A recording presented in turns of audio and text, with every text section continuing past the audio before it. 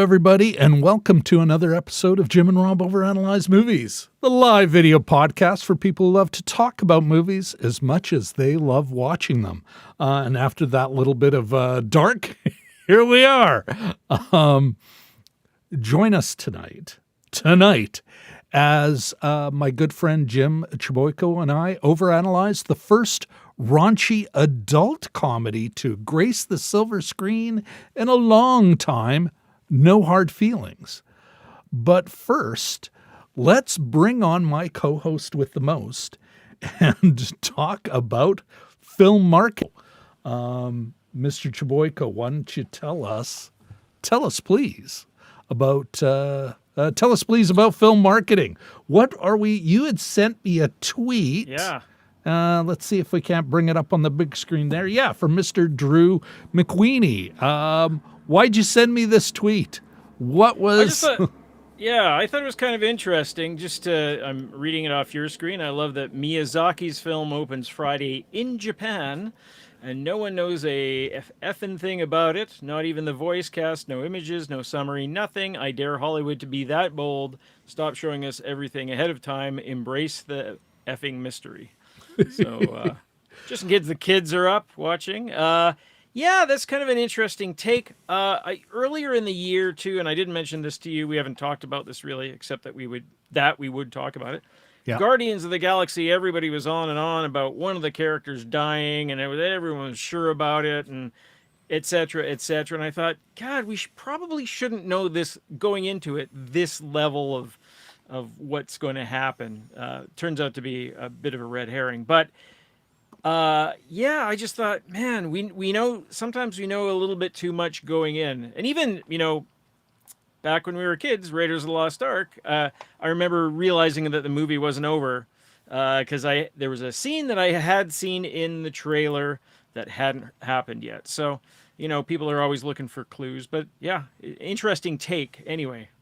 No, Jim, that's an interesting point. And if we look at here, it's for the film in question, folks, it's called How Do You Live? Let me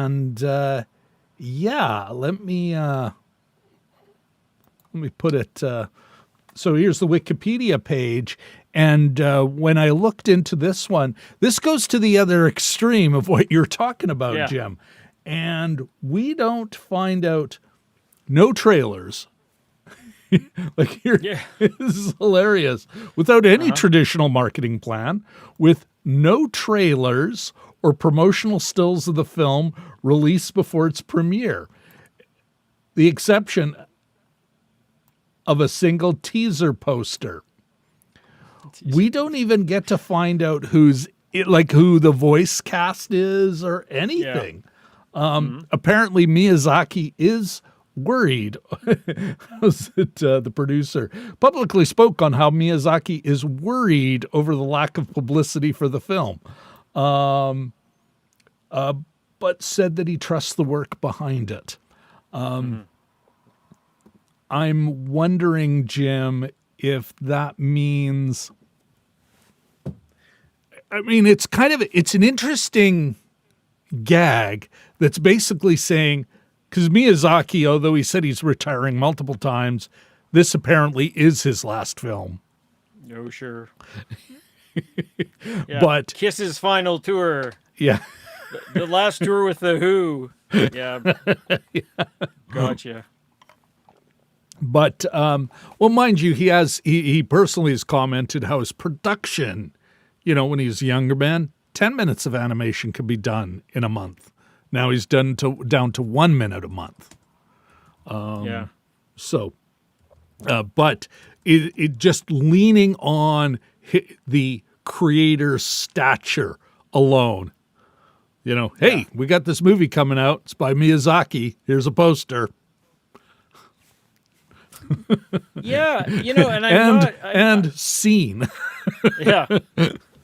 I'm not adverse to this approach, but and let's be clear, it's Miyazaki, right? If your name was Slobotnik, you probably wouldn't, although there's nothing wrong with that name, and it was your first film, you probably wouldn't take that approach. But you could do Wes Anderson and not know anything, and people would still go out to the movie, for instance. Yeah. So No, you're he's a known quantity. So if you're going to take a risk, why not have it be here?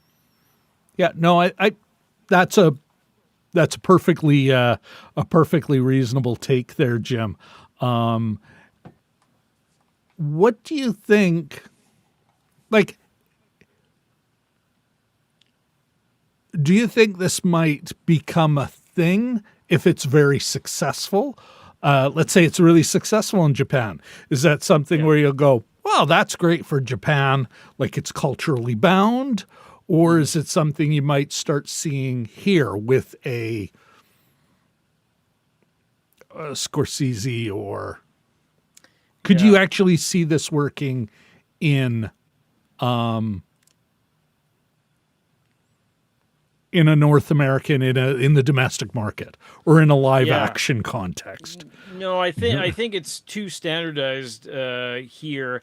I mean, I've read articles, think pieces about movies that show the movie posters that show the back of the character leading to lower box office. So they're fairly highly strung in this industry. I think one of the ones was Quiz Show, which directed by Robert Redford all those years ago, and I maybe had the guy Rob Morrow from Northern Exposure. Maybe it had the back of him or something to that effect. And yeah, it was just like, it didn't do so well at the office. Is it the movie poster's fault? So I think we're too highly strung with the North American way of doing things. But yeah, I might be surprised. I don't know. They come up with stuff all the time. Little sneak campaigns and little weird sort of marketing things that I cotton onto way too late generally. But and you're talking to a guy who still misses lobby cards. So that's sort of where I'm coming from. So. All right. Well, listen, Jim, why don't we let's get back to the flick at hand. Sure. And we're not muted. I promised I'd ask you if we're not muted, but I see the little... We are not, okay. Mr. Chiboyko. So back to the flick at hand. Mm-hmm. Here's the log line, courtesy of Sony Pictures. Maddie thinks she's found the answer to her financial troubles when she discovers, Jim, an intriguing job listing. Wealthy helicopter parents looking for someone to, quote, date, close quote, their introverted 19-year-old son, Percy, and bring him out of his shell before he leaves for college. But awkward Percy proves to be more of a challenge than she expected, and time is running out before she loses it all. Okay, well, with that out of the way, Jim, tell us who's who in this flick. It's quite a wordy synopsis. Okay, so we have Jennifer Lawrence, of course, as Maddie. We have Andrew Barth Feldman as Percy. I love the choice of names there. Who else do we got? Matthew Broderick and Laura Benanti stars. Broadway's Laura Benanti stars as Percy's parents. Comedian Natalie Morales. We have Scott MacArthur. We have from the Bear, Ebon Moss-Backrack. And Hassan Minaj has a bit of a cameo. Kyle Mooney has a bit of a cameo, as does Jean McLarnon, First Nations actor who you might have seen in a few recent productions about First Nations, actually. There's a good series on AMC whose name escapes me right now. Anyway, he's the star of that. So, and it was directed by Gene Stupnitsky, who's also involved with this summer's Jury Duty on Prime Video, which has gotten some good buzz. Yeah. Well, there you go. Jim, okay, you know what? Let's just jump right in. You know what? Sure. Let's jump right in to the spoiler zone.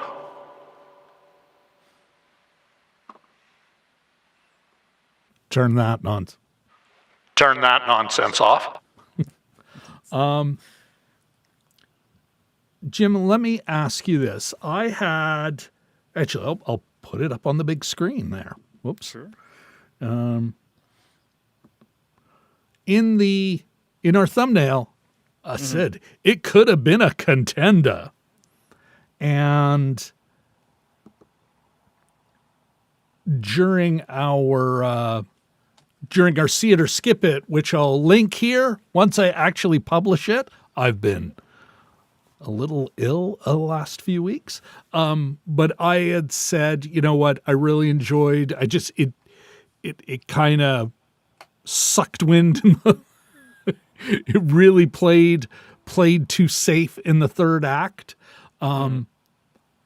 But up to that point, I still think it's one of the better movies I've seen this year. Am I going too far saying it could have been a contender?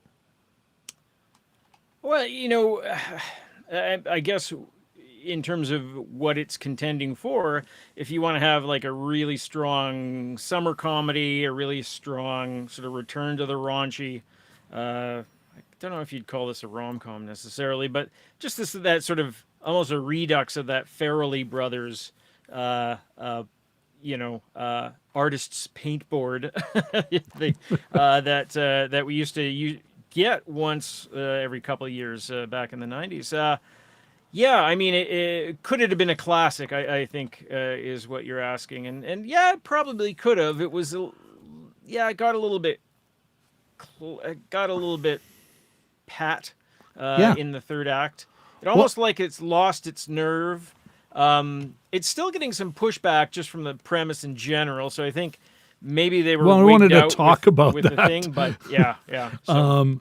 But yeah, you had, I remember in the See It or Skip It, you talked about a movie, like in the third act, it has to grow up.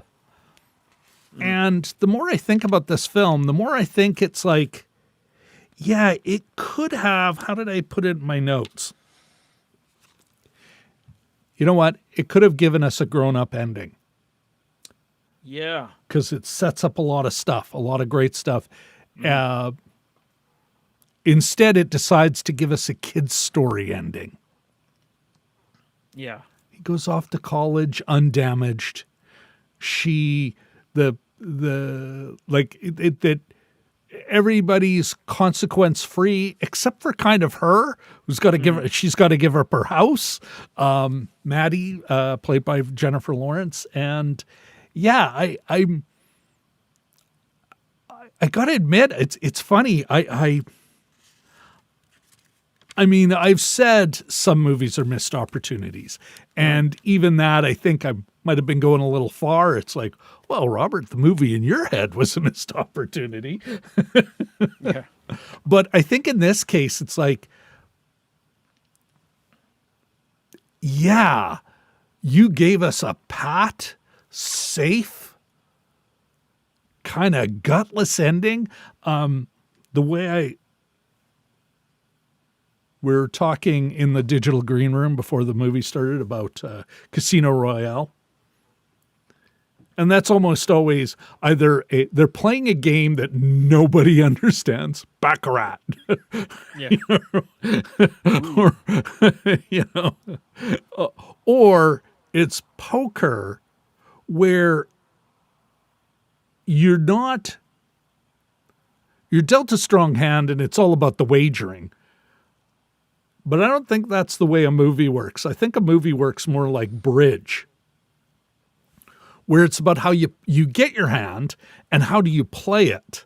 And I think of this movie, Jim, by the end of the second act, and of course it's going to all blow up in her face. It has to. We know this is coming. You can't have the gun, the Chekhovian gun in this film is the fact that they're going to keep this financial arrangement between out of Percy, let's say the John in this sexual fee for service exchange. He's going to be unaware of it. of course he's going to become aware of it by the end of the film. Oh, yeah. So we know this is coming, but it introduces all these interesting ideas. I think by the end of the second act, the kickoff of the third, it's like it's got a strong hand. And in bridge, you could go for all the tricks, or you could go, no, we just want enough to win. We want to win this round. We'll add up our points. And I think that's what it did. It had an incredibly strong hand that it played as safe as it possibly could. And so that's why I think it could have been a contender. It could have been more than a great Farrelly Brothers movie. Because when I think of Farrelly's brother movies, I think, let's say boundary breaking, raunchy, all those other things. But I don't think of them as having a lot to say. Yeah, I mean, it's actually been a while since I watched one, but I just remember being a sort of, and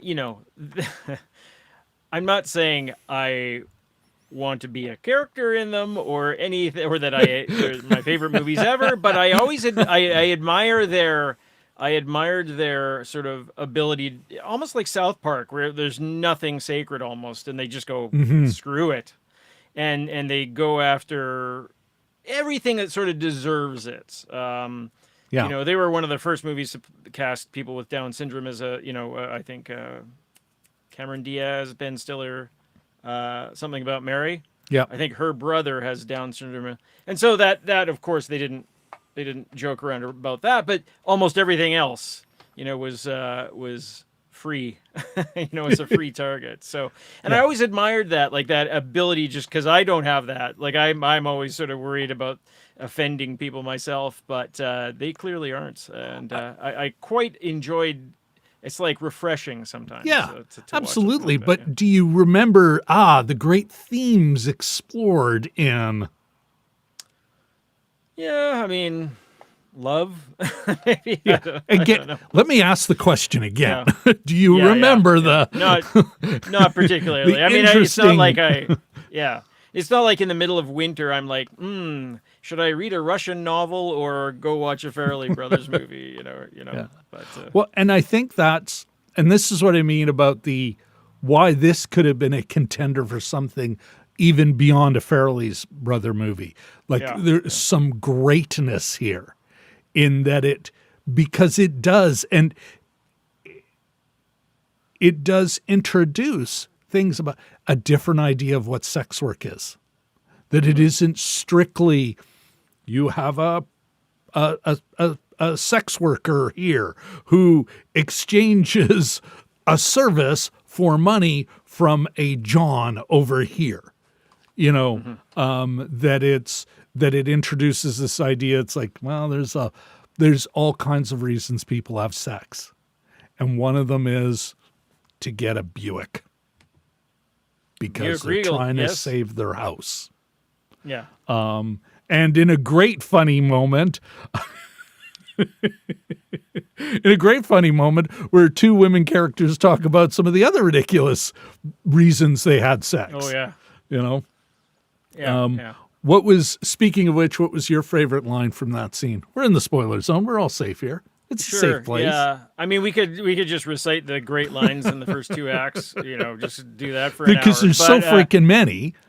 They're comparing her and her friend, Maddie and her friend, played by Natalie Morales, are talking, and they said reasons that we had sex with people. She said, I once had sex with someone to avoid playing Settlers of Catan, which is, I love the drop of Settlers of Catan. It's so specific, and you see it more. I just saw another reference to it the other day, but yeah, pretty hilarious. Well, and it conjures a world that these people are in. Yeah.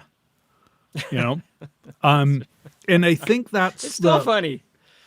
It was a great bit.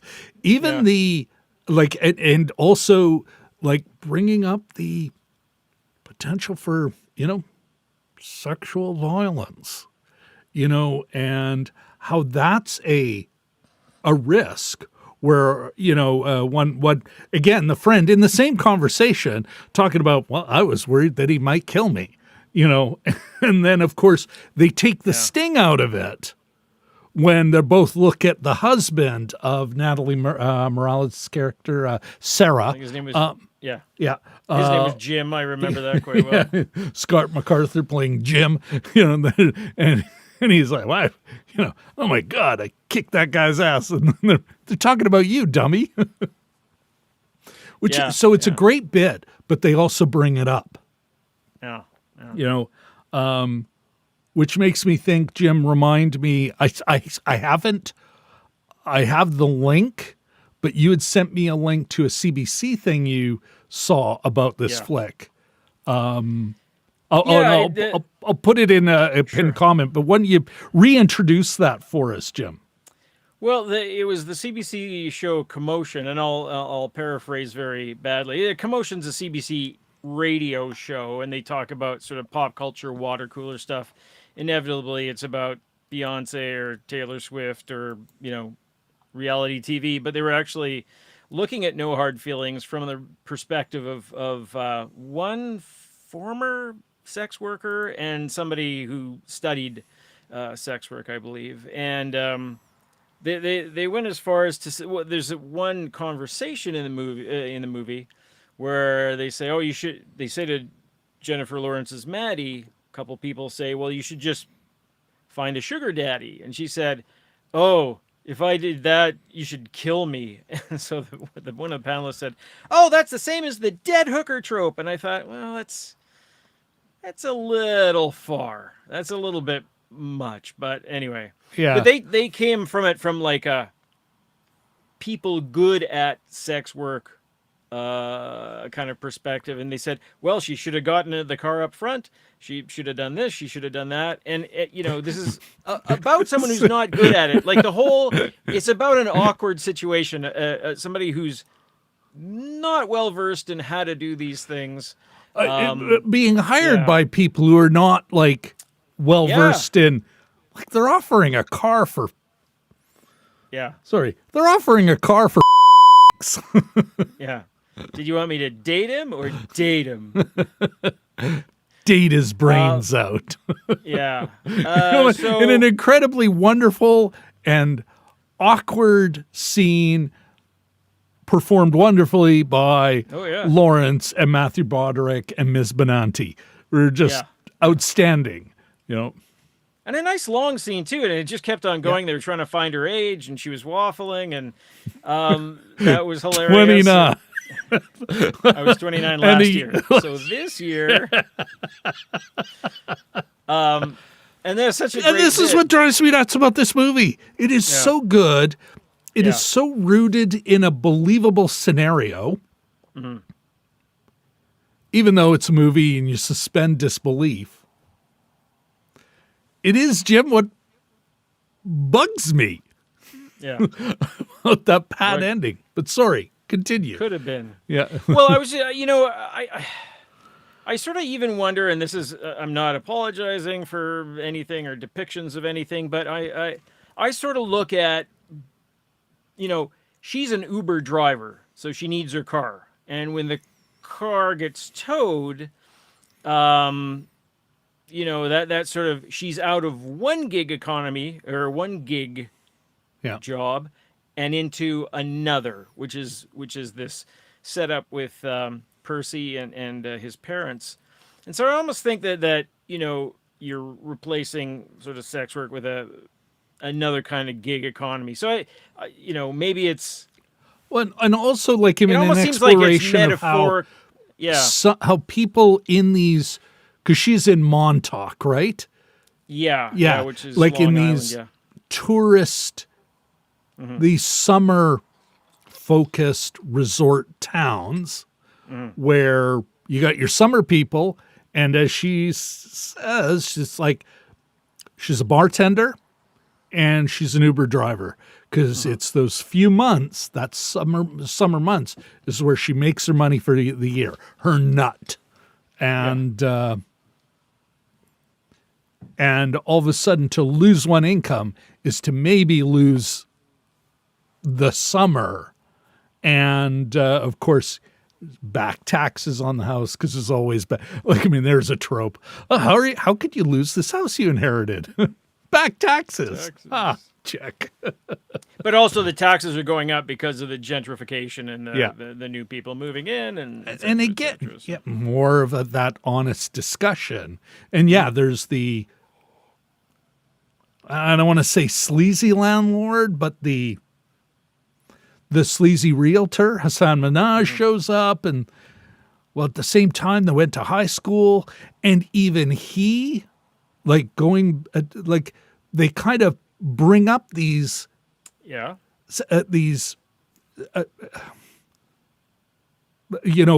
boundary crossing sexual relationships. That he got involved. He, sure if it was your kid or anybody's son, you'd be like, I don't care if he's 17. He's too young. Why is the teacher sleeping with him? Yeah. What the, unless, of course, you're the French president and because, France. But he brings this up.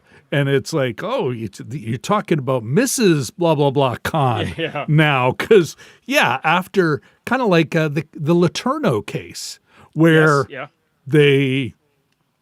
afterwards she gets out of jail and all right then. So it puts a lot of this in the stew. Mm-hmm. Now moving to film as a cooking analogy as opposed to a card game. But even that's interesting. Although I'm wondering if they were doing that just almost like a one-off, a joke, just because of what they were already doing. Yeah. I mean, the whole thing, if you look at the Wikipedia page, it's, like production, box office, controversy.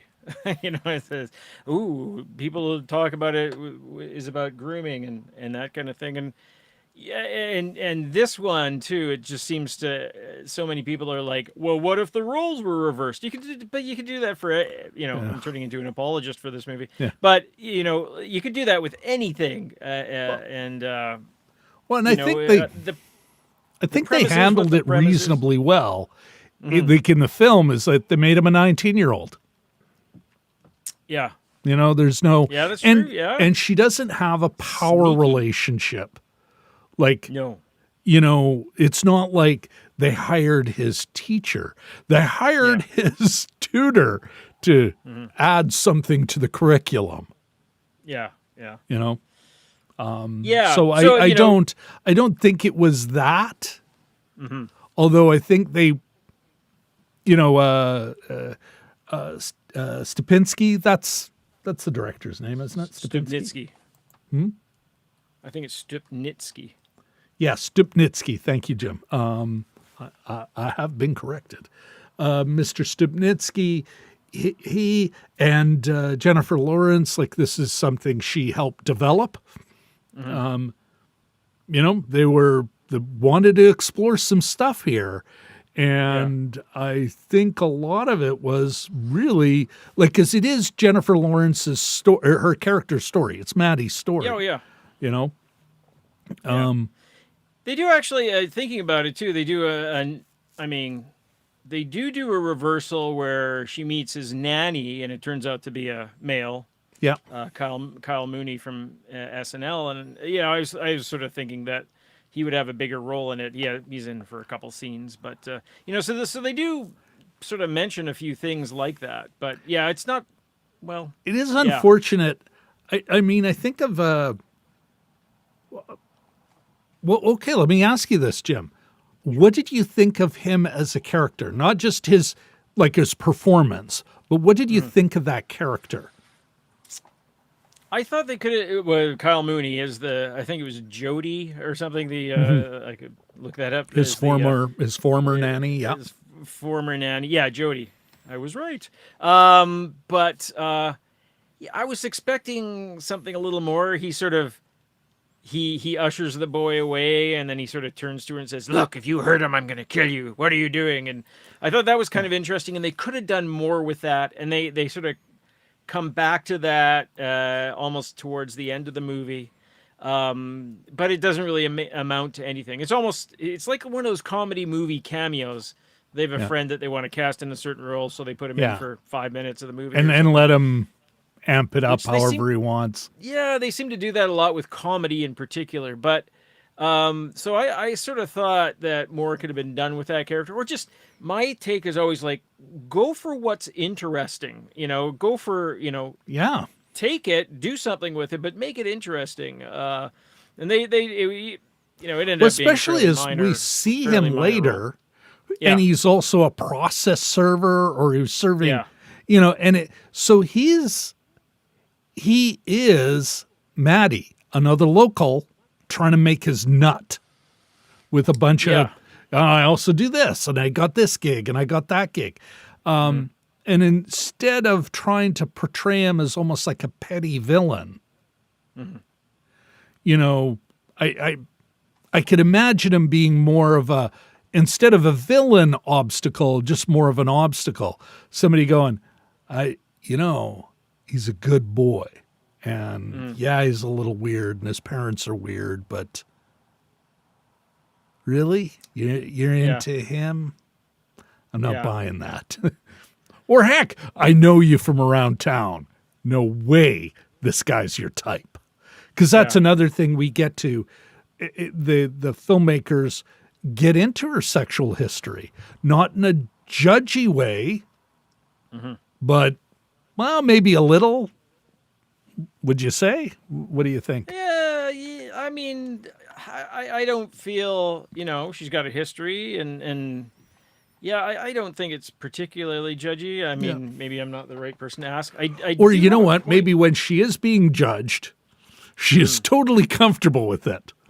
It's like, she's a tough character, and and a fairly interesting character. Speaking of judging, I have a quote from Peter Bradshaw from The Guardian, his review, that I thought I'd bring up to you. So it says, "It is not aiming for transgressive or outrageous bad taste, nor in any final emotional reckoning for Maddie, who is never called upon to her regret her Faustian bargain." And I thought, man, is that the job of raunchy comedy, to make somebody regret their Faustian bargain? I thought that was a very moralistic. And out of sync with the film. I think so. Like, that's almost like I don't like the choices she's made. So, going back to my comment earlier, and I think it's always a problem maybe for anyone watching a movie, that sometimes you're like, the movie in my mind, you fall in love with the movie you would have made. Yeah. And we're all vulnerable to that. But that's because I never thought she was being judged. In some ways, I thought she was in some ways overly punished. But this Faustian bargain? No, Faust wanted things. He was not economically forced to experience all that life could offer. He was tempted. How is she involved in a Faustian bargain going, I could lose my house and my car's been towed and I'm economically effed? Yeah. You may think that's like, oh, could you maybe hustle more tips? But even that's a bit of, creepy guys at a bar. Like there's, I think that's a particularly cruel interpretation of the character and the problem she's facing, the obstacle she's facing, that she needs to fight against, to struggle against in her goal of saving her mother's house.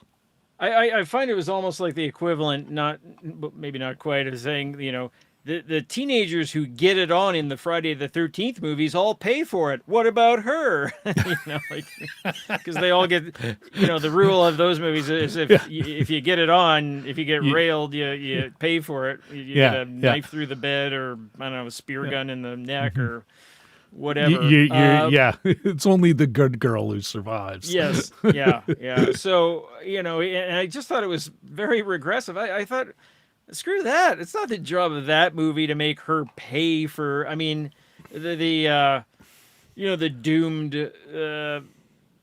doomed sex worker, maybe, or the there you go. Woman, then it's basically. like he's the one who's going, well, there's the guy who's criticizing the dead hooker, the dead sex worker trope, going, well, but she didn't even die.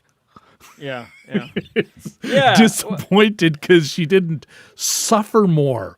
Because remember, like, the only way she actually grows as a character is by, she does save her mother's home, but she also lets it go. Mm-hmm. I'm like, what the... I say that I thought what a moralizing jerk. A little bit, and mind you, part of it is because I'm totally on her side. Yeah.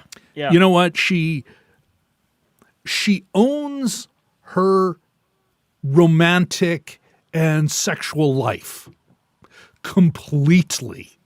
Yeah. Like, this is a woman who is totally knows what she's doing, and even at times when she's challenged on it, she owns it. Does that make any sense? Yeah. I mean, she has to grow emotionally. Yes. But she also at the end doesn't become like a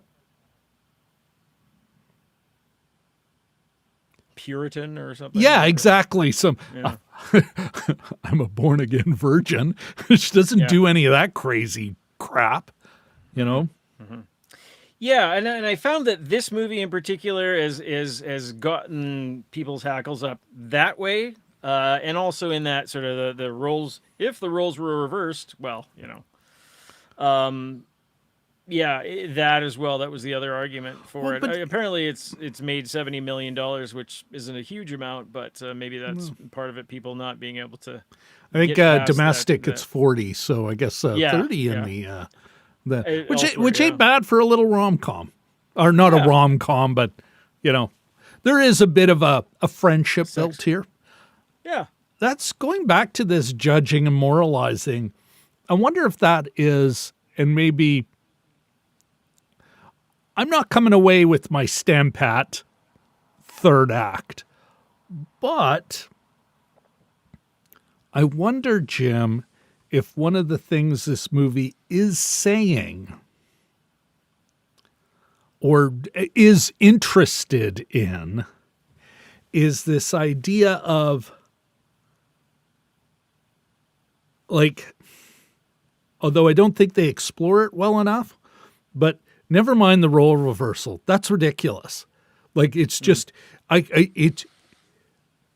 this idea, and maybe they don't explore it enough. Actually, it is. It's all about standing pat. Because in the end, it's why does this boy, and this is what could have been done with the Jodie character, the nanny. Mm-hmm. The nanny, yeah. Why does this boy, who, yes, is naive and all that stuff, why does this boy have to become a man? Why is that the only way he can become a man? Yeah. This is the worst iced tea I've ever had.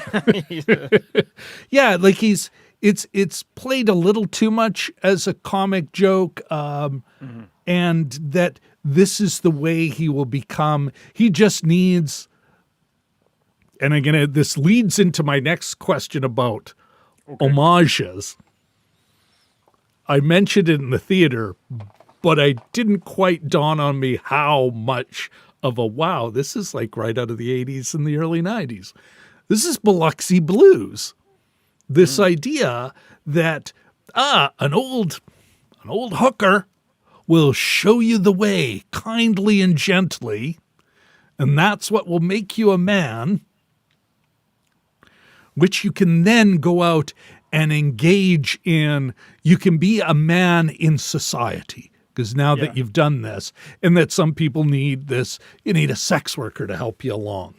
Because that is what, just as in Biloxi Blues, played by Matthew Broderick, has his first sexual experience with a sex worker. He's obsessed with it. Here is the older Matthew Broderick hiring a sex worker, a not even pro, non-pro, because they're rich, but they don't want to have cash. I don't know. And that isn't maybe as, again, back to that Stan Patness, but I think that's the question that any of these role reversal yutzes, because that's all more of this anti-woke, misogynistic shit. No one would, and maybe that's a conversation that could be handled a different way, about young women's sexual agency. But here it is that we're presented with this thing, a young man who is not sexually experienced and is somewhat naive to a point where parents are saying, well, you know what? He can't be out in the world on his own without this under his belt. And that's kind of up, you know? And kid wasn't ready. And lots of young men are not sexually experienced when they're in university. Yeah. Like it's almost like and I think this film, almost whether intentionally or not, is critiquing, flipping the script on a lot of 80s movies, a lot of 80s teen movies, about losing virginity, about, the male, need to have this experience. Yeah, yeah. To be a man. Sure thing, maybe. And there's a number of them out there, Yeah, no, it's interesting. In The New Girl, a couple of the characters, they have a flashback where they both lose their... Dennis Farina's the dad, and he sets up Nick Miller and Winston with their first experience ever, and it's kind of... it's so gross. Yeah, I want to go back to this the controversy and if the roles were reversed. It's like it's a little creepy, and this is what I think what bugged me the most about when we saw the film in the theater, and then even now looking back, Jim, I'm like, the parents get off scot-free, and they're the ones who started this ridiculous rodeo. Yeah. You know what? And they took an ad out on Craigslist to do it, so that's hardly. I mean, that speaks to their clumsiness of the whole situation, which is based actually on a real Craigslist ad. Apparently, this whole thing, allegedly. Yes, yeah, that's true. I have a rant stewing in me about Screen Capper. It didn't happen. No, what is it? Sound of Freedom, a movie that just recently came out, starring Jim Caviezel. And I love him and I detest him, Dan Merle. But that's for a different video. Back to this. Like there's the parents trying to using a car, like, we have this car that we don't want anymore. We have this boy that he really needs to get laid. You know what? We'll take advantage of somebody who really needs a car. Like, that's a little up, you know? Yeah. And they get away with it at the end with a lecture. Or he's a little cross with them for a while. Yeah, he lectures them in his bedroom and then says they can go away and they got to give up all their weird little control things they have over them. He's going away to Meanwhile, Princeton. which leads me, and I'm gonna ask you the question, Jim. Of course, she does get the car. She gets the car totaled. She does. Oh, that's right. Yeah, she yeah, gets yeah. the car totaled. The Percy, the young man, totals it, and then they send it to her. So is Percy, or maybe it's his parents, are, let's say the whole family, because by the end of it, like, he's aware of what's going on, insists on sleeping with her because he knows. And he's like, well, I'm going to get my money's worth, or my parents' money's worth. A sex act of a sort happens. Is Percy and his parents, or his parents, are they bad Johns? Yeah, I would, yeah, it's an Like- interesting question, just the way it's phrased. I'm like, what do I base that on? But yeah, I mean, But you They- think they about sort it, of- they agreed yeah. on a car. They saw Yeah. the car, and then, well, here's a car with a tree in it. yeah. Yes, Yeah, folks, there's an uh, interesting bit where, because he's mad, he's going to do something to the car with a buddy, and they go way overboard and end up running it into a tree that falls on it. And this car is, while running, Yeah. not in serviceable or in serviceable shape. She does end up getting repaired, and Yeah, with duct tape and a few other things. But yeah, no, I mean they works her summer yeah. doing I mean they doing They've- Uber.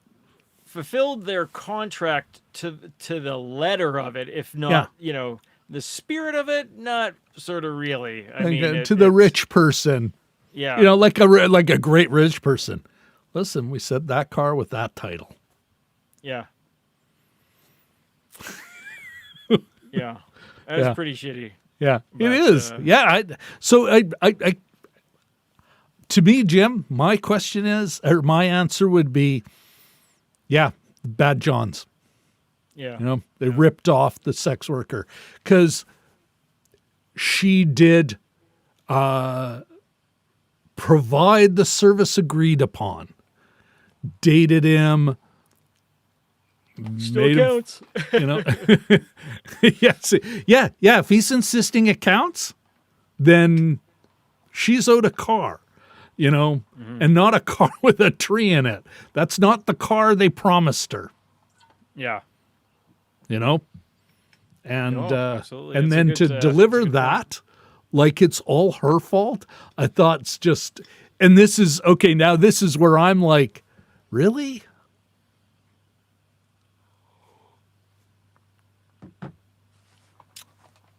And just the fact they're out of towners, they're all typically dressed all in white, and they've got this sort of like, they display an ability sort of to not be able to read the room, or an inability to read the room, rather. So they're still in their little elevated house on stilts or whatever. Yeah.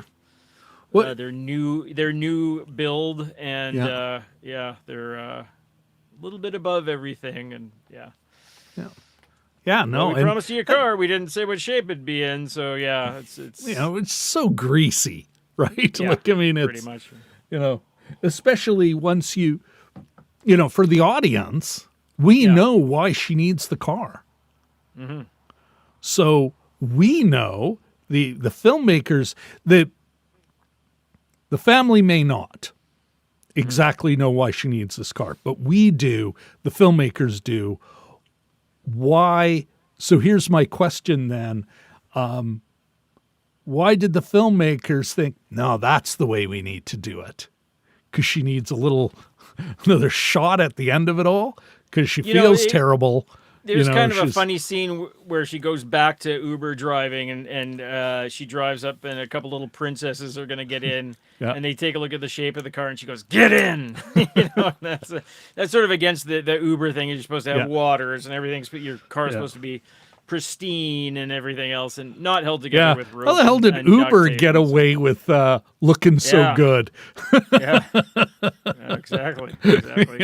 Speaking of exploitative arrangements, just watch Super Pumped on Crave or Canadian HBO and see how well they come across. Sorry, Canadian Max. But I guess one of the things, Rob, and I hadn't mentioned this before, but one of the things I'm thankful for is that the Matthew Broderick as Laird doesn't come on to Jennifer Lawrence at any point. Ooh. That's about the only. I thought of this afterwards. That's great. Yeah. In the hands of a lesser filmmaker, they probably would have had a creepy thing, and they never did that either. So, I wonder if that's in part because they really like, it's funny actually in every situation, which I appreciate. Like, we've talked about other situations, like I'm thinking of Blood and Gold, where we're like, well, sexual assault is not a bug of war, but a feature. Here, though, they're like kind of, no, we're going to portray a woman who's, this part of her life is not a life of,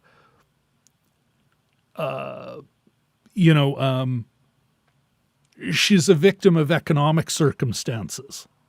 But the other aspect, she is in charge. She's a screw up. She is like, she has many faults, which makes her interesting.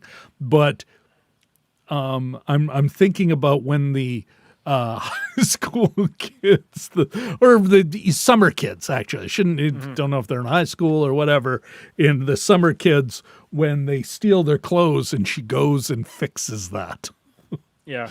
Like, oh yeah, it's a great character and a great comedic character, and she's fully in. Like, I mean, she looks and walks and talks like Jennifer Lawrence, but I fully bought her. Sometimes especially with more higher profile actresses, for me, you almost can't see the character, through the act. But in this, she fully inhabits that space. Yeah. It's very much a grounded movie in that, like, I bought, where they were. I bought the Montauk thing. I bought the fact that she was from there. I think she did a great job, and she's funny. And like, she never played it shticky either.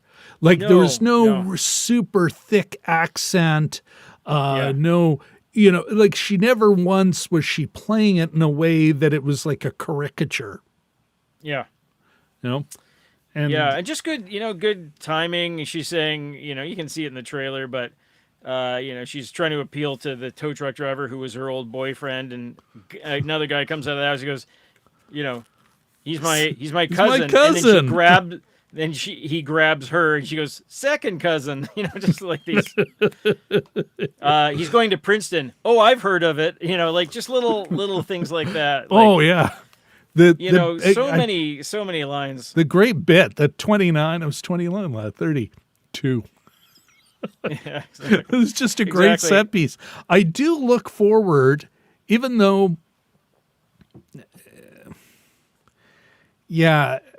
again, that third act and that tying up all the loose ends safely. Yeah. Where her and Percy are friends, where the parents get away with a lecture. That she gets to go and, lets go of her own personal history and, is able to sell her house, but not for a king's ransom. So her friends can, or got a kid on the way, can live in a house in Montauk. Although it's like, it's still the same. Their problems will chase them. They're the ones that are going to have to come up with the crazy taxes, et cetera, et cetera. Yeah.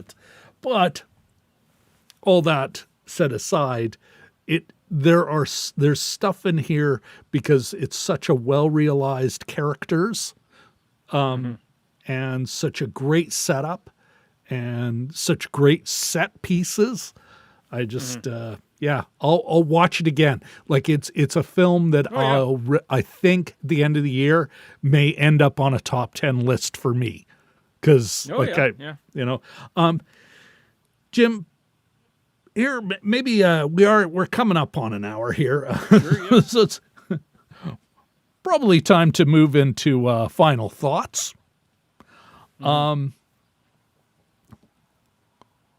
What and of course another time to ask for for the several people who've watched, dropped in, lurked, love to get a like, a subscribe, and all that stuff. But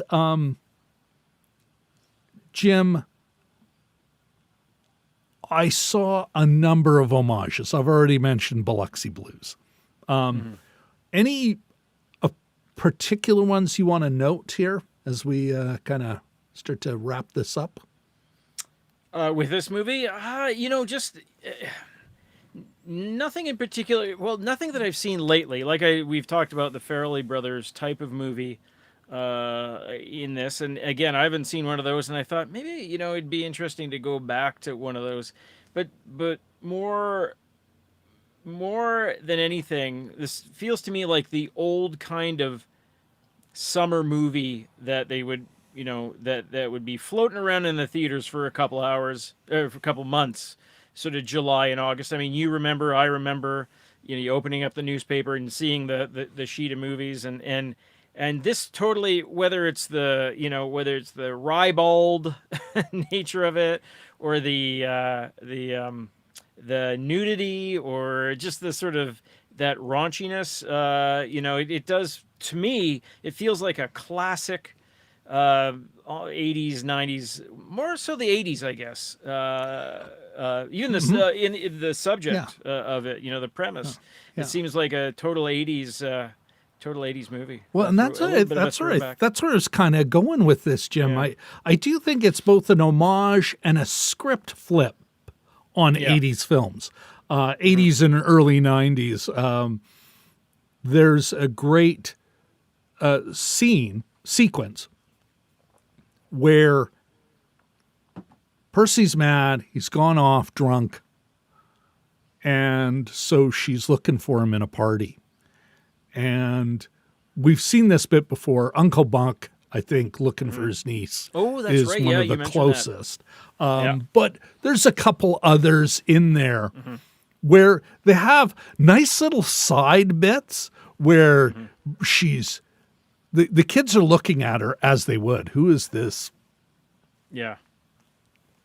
29 last year, except maybe 3 years ago, this 32-year-old woman in their party, and then she shuts a couple of them down, which we've seen in other films, and we kind of enjoy it. But then another, she makes because she always, her character, one of her flaws, or one of her go-to, is when somebody's getting on her ass, she'll question his sexuality. Always, kind of a go-to. There's always a gay dig. And then she uses it one too many times, and she gets it pushed back on her in a great little moment. And so it's things like these that we get to see. But I think there was that in there. Another thing, maybe the whole thing, because if we saw this movie, sometimes we see it from Percy's perspective, but it is Maddie's story. Whereas in the 80s, this movie is always about the young man, and maybe we'll see some of the woman's story. Definitely not the sex worker. That will not be a big part of it. It'll be about the actual romantic interest, maybe. But the other thing is that we see her naked. We see her coming on to him. We see her dressed up. We see other people. But at no time, I want to, just a sec, folks. Let's take a quick look at the Wikipedia page. Cinematography is by Eigil Brild. Apparently a man. But, Jim, I would say there is no male gaze. Like, so she does like a bit of a show for him, and I'm like, this is the least sexy. Like, it's funny, but it is not in any way sexy, nor do I feel like a creep watching it. Yeah. Do you know what I mean? Like, whereas you could see a Michael Bay movie, like, okay, guilty pleasure here. The first Transformers movie, I actually think has some great little moments, and it's all the problems of any Michael Bay movie, but it has it's got a beginning, middle, and end. But there are times when that camera's looking on Megan Fox where it's like, I don't Fixing feel the car good. there, and Oh yeah, and it's like wah wah wah wah.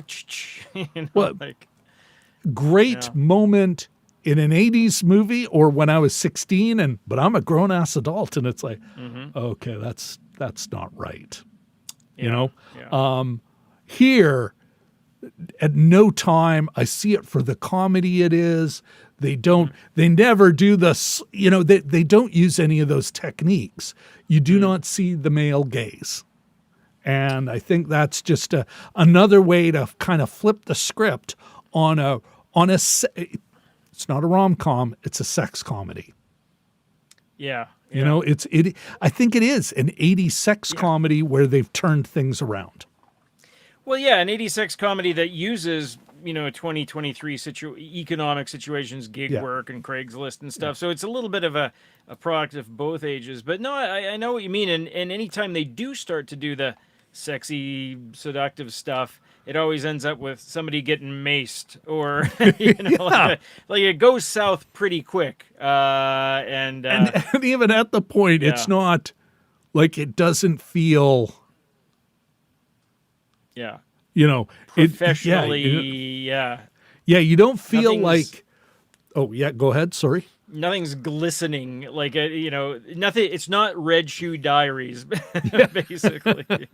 Well, and even so you get some of these things where in an 80s sex comedy, especially a teen sex comedy, where it'd be like, you look back on it, you go, that's kidnapping. That's all these terrible things that they've made you feel like it isn't. Here, the comedy is because it's like they're making they're pointing it out right away.